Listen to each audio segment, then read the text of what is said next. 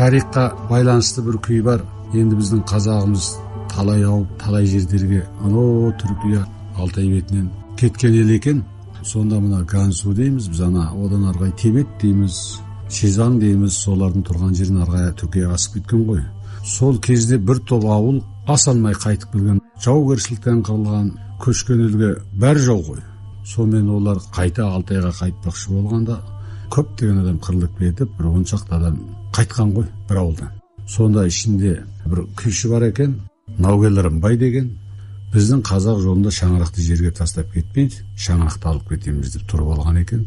Сонымен ол жерде бір қанша мықты азаматтарды шаңырақты айландыра көтертіп, үстіне жүгін салып, бері қарай Шинжанға қарай қайта тартқан ғой.